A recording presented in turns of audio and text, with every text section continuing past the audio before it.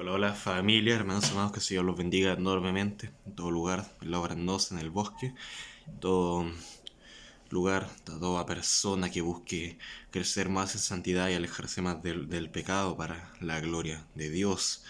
Entendemos que siempre en Dios tenemos el perdón de los pecados y eso es algo que quizás no podemos dimensionar. A veces nos preguntamos eh, a- o a veces decimos o usamos esta frase o la escuchamos en algún lugar: esta persona no tiene perdón de Dios. Al ver maldad en el mundo, al ver noticias, generalmente caemos en esa conclusión: esta persona tiene perdón de Dios acaso.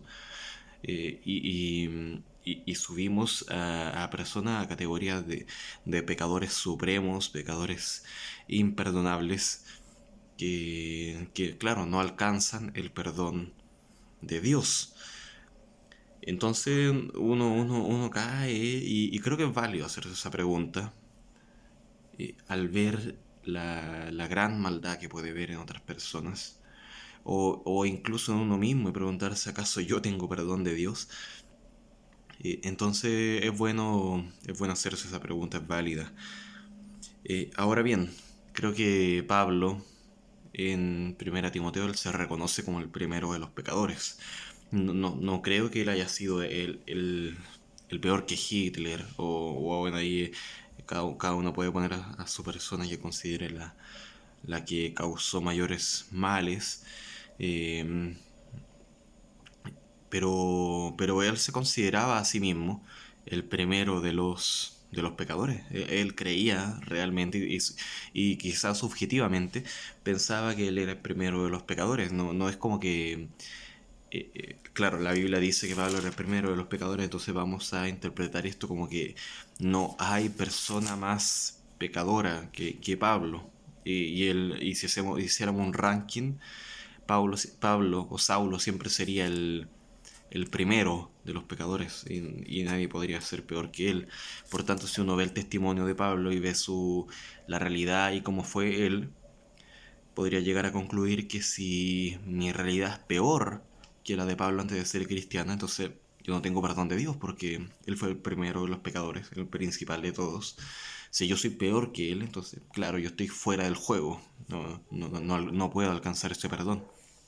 Pero no, la idea de Pablo al mostrarse como el primero de los pecadores, miren, quiero leer ese texto, junto con el versículo 16, en Primera Timoteo 1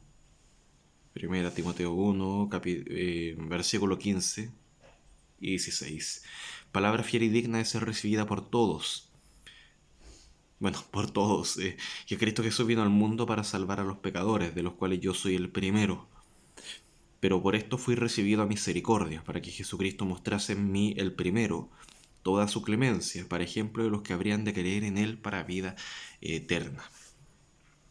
Más allá de definir a las personas que alcanzan o no el pecado, simplemente Pablo define a los que habrían de creer, independiente del pecado que tuvieran. Es decir, la persona más pecadora es capaz de creer en algún momento si el Señor así abre sus ojos, si el Señor así lo permite. No es algo que depende de nosotros, es algo que depende de ellos. Es decir, ellos no están acumulando pecado para ser imperdonable algún día. Por supuesto, si no, en toda su vida nunca caen en arrepentimiento y en fe, por supuesto ellos están acumulando ira de parte de Dios para el día de su ira. Y creo que eso no les conviene, por supuesto, la condenación eterna. Pero si el primero de los pecadores y aquel que se sentía completamente imperdonable alcanzó misericordia, fue para ejemplo de toda la clemencia que Jesucristo tendría, que quería mostrar también a los que habrían de creer después. Habrían personas que serían peores en el sentido de Pablo. Él se consideraba a sí mismo perseguidor, injuriador, se considera una persona blasfema. Pero la ley en sí tiene el propósito, la palabra de Dios y sobre todo los libros que muestran la ley, lo que es pecado y lo que no es pecado, eh, tiene el propósito de así convencerme de pecado y así darme cuenta de que necesito del arrepentimiento, necesito de Cristo para la salvación. No solamente para las personas como Pablo, perseguidoras, blasfemas, injuriadoras, sino que, por ejemplo, el versículo 8 dice, sabemos que la ley es buena, la ley es buena. ¿Por qué? Porque nos conduce a eso, nos conduce a la realidad del pecado, nos conduce a la necesidad de un Salvador, nos conduce a entender que somos insuficientes y por nuestra cuenta no podemos salvarnos, independiente de la gravedad del pecado en que estemos. Sabemos que la ley es buena si uno la usa legítimamente, o sea, la ley usada legítimamente, es como la ley usada como tiene que ser usada la ley.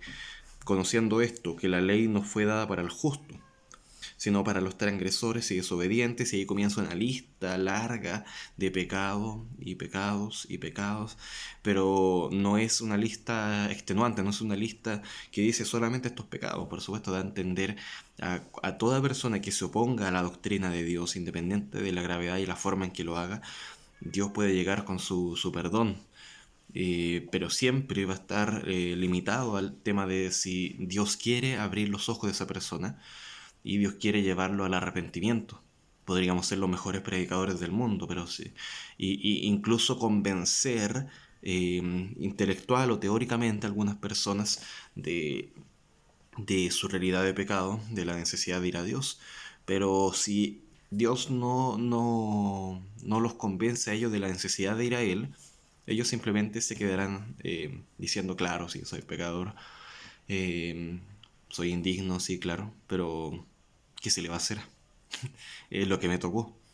Entonces, necesitan de Dios para eso. Es lo que va a marcar la diferencia. Lo que marca la diferencia es a quién Dios quiere salvar.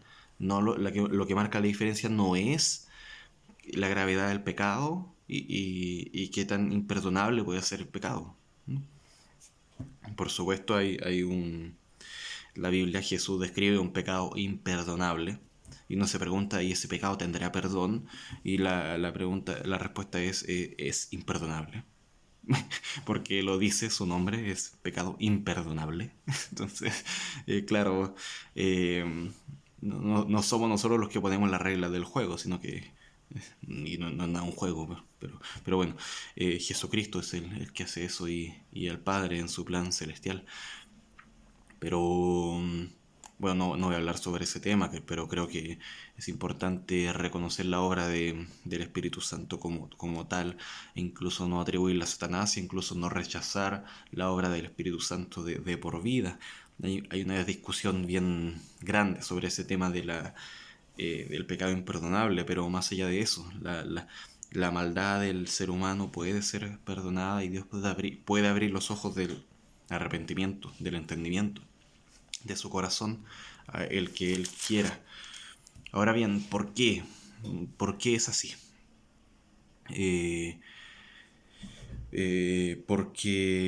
bueno, de partida porque Jesucristo así lo hizo, pero además esto era para que mostrase la gloria de Dios de la mejor manera posible.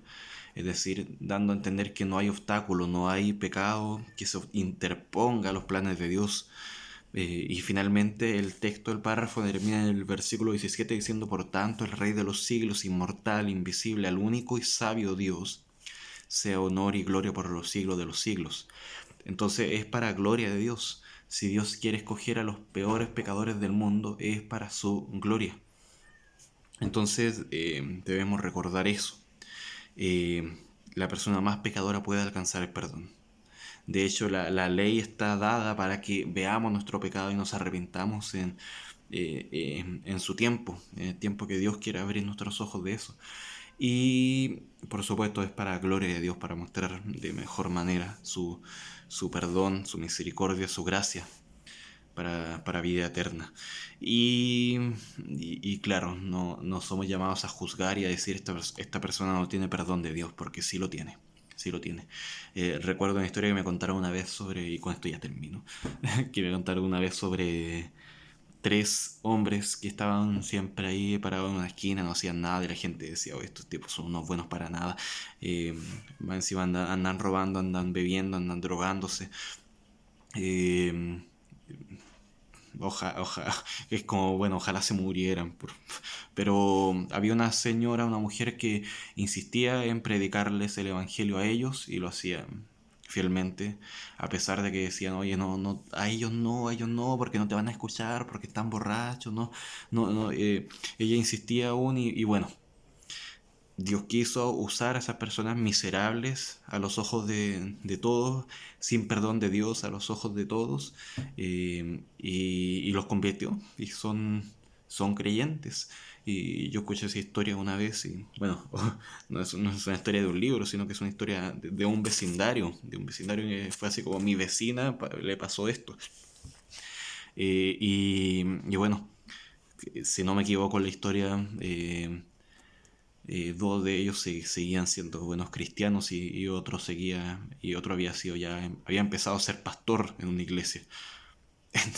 Entonces, claro, Pablo no tenía ese perdón de Dios, pero él terminó siendo misionero, terminó a los ojos de Dios siendo puesto en el ministerio. Nosotros no somos capaces, no somos dignos de decir esta persona no tiene perdón de Dios, porque quizás esa persona que decimos no tiene perdón de Dios nos termina enseñando la Biblia, nos termina enseñando sobre Dios. Así que, bueno, oremos por ellos, predicamos el Evangelio a todos. Amados hermanos, que el Señor los bendiga y use en este día. Chao, chao.